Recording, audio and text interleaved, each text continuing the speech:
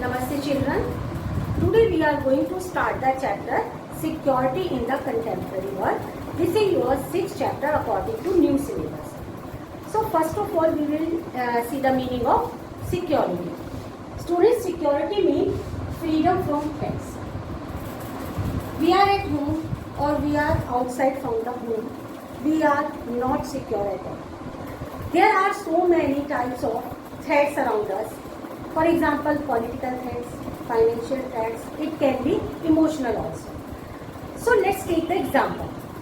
If we will see, at home we have explosion of cylinder. This is also a threat. Similarly, threats can be at market.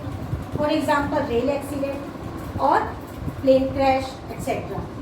Sometimes other threats like poverty, unemployment, global warming, environment pollution, these are different types of threats or we are facing it all.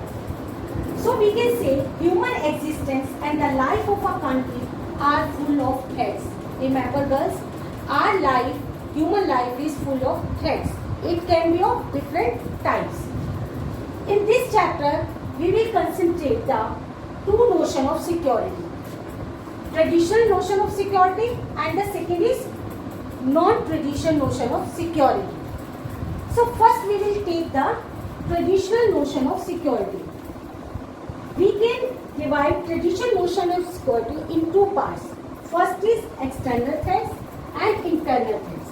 External threats are those threats which are from outside our country or you can say from our neighboring countries. Whereas internal threats mean inside the country. In one country there are so many different types of threats like different groups, social groups, conflict between different social groups you can say. You can also there union and state government the problems create regarding the bills or financial matter or any other matter you can say. Now we will focus on the external threats. This is including in the traditional notion of security.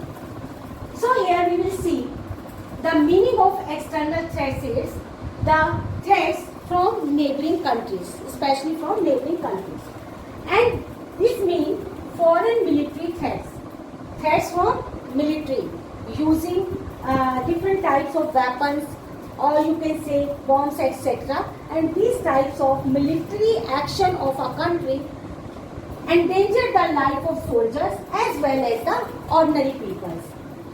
So now government has, in this situation government has three choices. First is to surrender without facing any war. Second is to prevent the other side from attack. And the third is to defend itself for enemy or rivaling country. Now four components of traditional security. First is deterrence, second is defense, third is balance of power and fourth is alliance building. So now we will understand the meaning of these terms. First is deterrence. Deterrence means prevention of war. Defense means limiting or ending the war.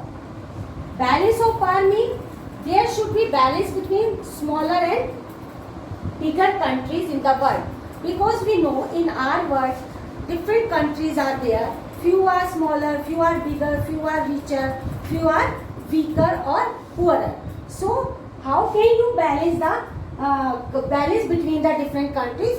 You should cooperate to each other. And how can you cooperate to each other? With each other economically and technologically you can cooperate to each other and balance of power will maintain in the world. Next is alliance building.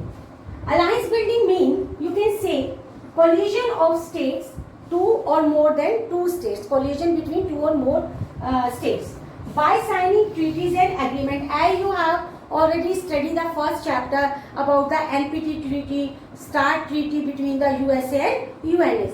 These are the types of treaties and agreement between the countries.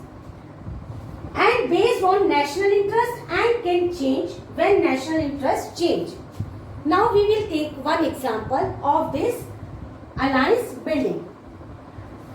Example is US backed the Islamic militant in Afghanistan against Soviet Union in 1980s, but later attacked them when Al-Qaeda group of Islamic militant led by Osama bin Laden launched terrorist strike against America on 11 September 2001. So here we see student, according to the traditional view of security, most threats to a country's security come from the outside its borders. So this was the traditional notion of security as external threats. Now we will discuss about the internal threats.